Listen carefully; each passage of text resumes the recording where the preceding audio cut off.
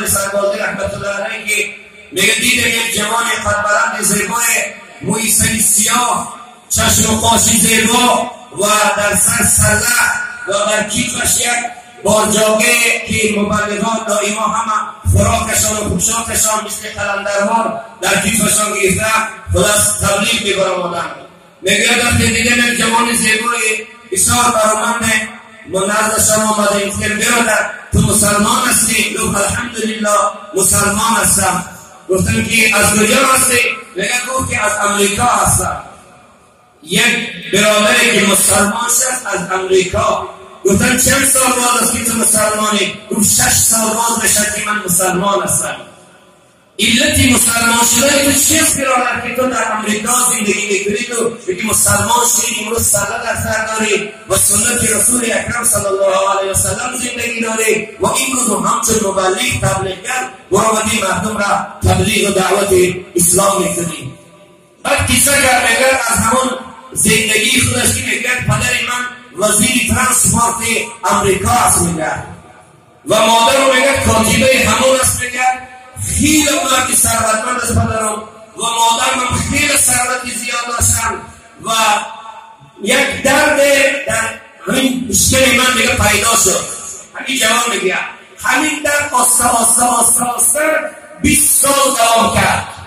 20 سال این درد مرا چنان غم داد، آزار و اذیت داد، خواب و از سرم گرفته بود. هیچ حالتی نبود که من آرامش داشته باشم. سکینه و آرامش خدا از بدن من دور کرده بود. 20 سال عذاب کشیدم و همه داراها و همه طبیبان و همه محققان جمع شدن. همین قدر پول صرف شد، همین قدر مال صرف شد. بهترین طبیبان آمدن درد من توبت کردن نتونستم.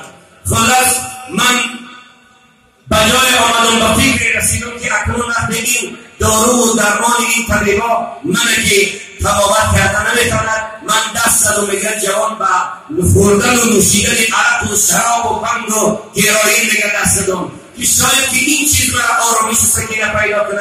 چند مدت از این استفاده کردم که اینم پیش این درد من گرفته نتوانست. خلاص بود چند وقت دیگر وقتی که اینم که درد من سکینه و آرامش پیدا نکنانید پس میگه من دست زدم به زدن پدر و مادرم که پدر و مادر را زد کنم، لک کنم، کوب کنم شاید که این چیز برای من سکینه و آرامش بیارد. این جوان میگه که هر شب پدر و مادر من از کار که میامدن چنان زد میکردم، چنان لط میکردم، چنان لط و کوب میکردم که در درون خون آغشته میشدن. اونا از این کار بیزار شدن. شب از شبها میگوید این جوان بچه را از خانه بیرون کردن. گفتن ما بیزار هستیم از تو و فرزندی که ما در برابر این قدر درد تو، در برابر این قدر بیماری تو پول و مال و ثروت ما را صرف کردیم، لیکن تو باز آمدن ما را زر بلند میکنی از خانه پیش کردن بچه را. هوا میگه بسیار سرد و خنک بود.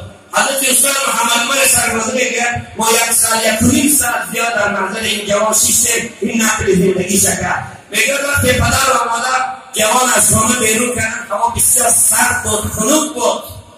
بعد هم میگه ما در یک ایستگاه رفتم و در درون ایستگاه یک کاغذ زیر پهلوم پرداختم و دراز کشیدم. بعد از آنی که ما پدر و مادر زده بودم، لط کرده بودم، خونسار کرده بودم، اونا از همین درد بیزار شدن من از خانه پیش کردن. در حالت سردی هوا در همون ایستگاه افتادگذار و ماشین‌ها میگن خوابم بود. وقت خواب رفتم خوابم بود.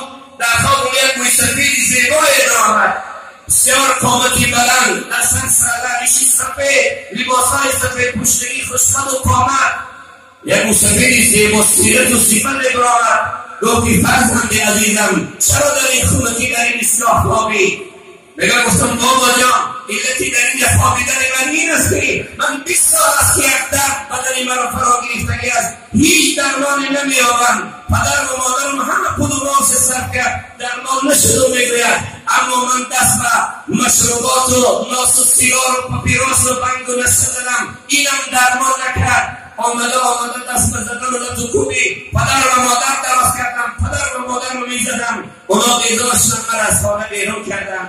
علت همین است. در نمیخوام یک خوابم موسیقی در خواب دو جوانی عزیز درد در 20 سال تبابت نشد.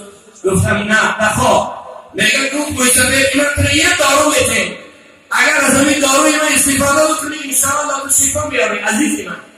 پس تو که بابا جان 20 سال میشه که پدری من مادری من تمامی دارایش صرف که من شفا نیافتم، چی دارم به دست که تو من میتی من شفا میابم؟ مشتفه تو عزیزم گفت من یک کلمه گفت میگم، اگر تو این یک کلمه گفت بگی انشاءالله شفا میابی. گفتی چی است تو کلمه؟ گفتم بگو لا اله الا الله محمد رسول الله. اگر همین کلمه رو بگی شفا میابی. میگه من در خواب این کلمه رو گفتم لا اله الا الله محمد رسول الله. گویا از خواب بلند شدم که سکینه و آرامی در بدن من، هیچ درد در وجود من نیست، چنان صحت و سالم هستم که روی از مادر نو تولد شده باشم. از همون حالتی که از خواب بلند شدم در حال دوان از این علمای امریکا رفتم، علمای مسلمانایی که هستم. میگه رفتم گفتم که برادران عزیز این چی معنی دارد که لا اله الا الله محمد رسول الله؟ یک کلمه من در خوابم گفتم شفا یافتم، درد 20 ساله از من گم شد. خدا گفتم لا اله الا الله لا خالق الا الله لا موجود الا الله لا رازق الا الله. همه الله است و من تو بنده الله هستیم، درمان خدا است و شفا دهندش الله رب العزت و الجلال است. گفت که برادر عزیز دولای محترم من این الله را از کجا بیاورم؟ چگونه بکنم که الله را بیاورم؟ اونا گفتن که شما سریعتر به دیوبند هندوستان برید. وقتی اونایی که ما را روانه کردن دیوبند هندوستان آمدم در دیوبند هندوستان 40 روز گشتم، 40 روز بر جماعت تبلیغ دیوبند هندوستان گشتم. پدر و مادر ما را جستجو کردن، آسته یافتن، خب تلفن کردن و این کردن و اون کردن، ما را یافتن. گفتن بچه جان تو در 40 روز کجا هستی؟ اگر تو ما را ضربم کنی لطم کنی آخه من پدری که هستم من مادری که هستم، من نمیخوام که تو را در یک بلای بینم، در یک روزه و اندوه بینم. کجا هستی؟ بعد او بچه گفتی من در دیوبند هندوستان هستم، من مسلمان شدم، من یک کلمه آموختم که یک سخن آموختم که 20 ساله درد من از بدنم گم کرد. گفتم اون کلمه چی است؟ گفتی لا اله الا الله محمد رسول الله. پدر و مادری که یک عمر در سرخان شراب و گوشت خود و حرام و کینه و عداوت و بغض و کفر و فساد زندگی کرده بودن، این کلمه ای که بچه‌شان از درد 20 ساله رها کرد، پدر و مادرم زود آمدن نزدیک اونها. گفتن که این لا اله الا الله کی است؟ چی است محمد رسول الله؟ چه شخصیتی؟ گفتن لا اله الا الله خالق است، محمد رسول الله مخلوق است. اون کسی که درد را روانه کرد به طرف فرزند شما الله است رب العزت و الجلال. دوباره همون الله فرزند شما را شفا داد. پدر و مادرم شدن مسلمان، کلمه گرداندن، مسلمان شدن. بچه‌شان سریعتر بیاید که وقت همایی که به خانه شد آمد میگوید که آمدم بچه که مسلمان شده سر سرده.